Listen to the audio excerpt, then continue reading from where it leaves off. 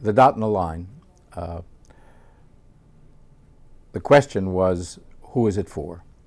And I never know when I write books who they're for. They're mostly for me. I write them because I think an idea is interesting or funny or whatever, but it just seems to work. And I know an idea is good because I want to work on it.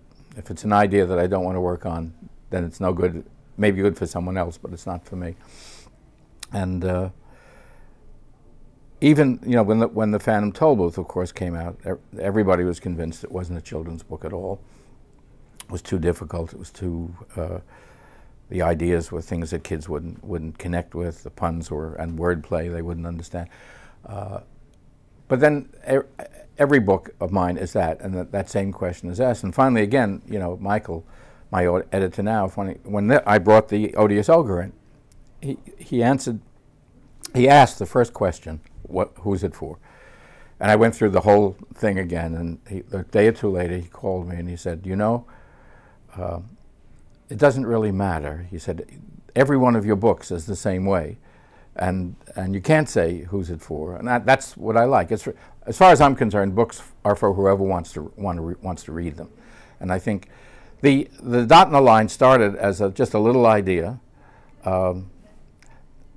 vaguely influenced by a character I knew at about that time, who was a friend, not a close friend, but someone I knew who was outrageous and did all the kinds of things I wished I was able to do when I was that age, in my 20s.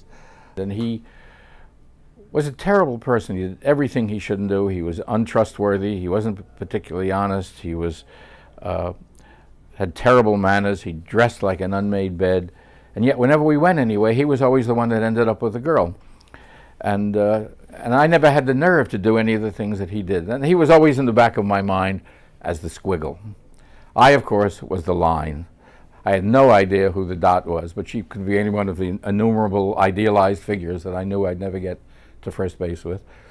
And the thing just started to form as a little story, and I just loved the way it was going. I wrote it very quickly. It didn't take me more than a week or two to write it. And then I said to myself, oh my goodness, how am I going to illustrate this? Because I couldn't think what kind of, you can't give a book like this to an illustrator. And there were little books of humor then, but there was never anything like this. So there was no precedent, nothing you could talk about.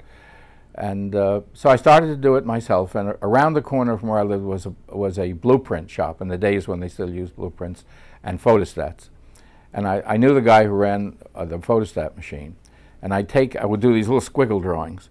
And I'd take them in and I'd say, okay, do a series of little enlargements. And when it got to the point where the squiggle, you know, when you enlarge a line enough, it starts to get coarse and hairy. And I said, when it reached that point, I knew we had the squiggle right. The dot was no problem, of course, then the line. But then all those other geometric figures. And I discovered a place, Yeshiva University in New York had a magazine called Scripta Mathematica. And it was a very erudite magazine, none of which I could understand, but they had this library, and it was a big central room with an enormous table.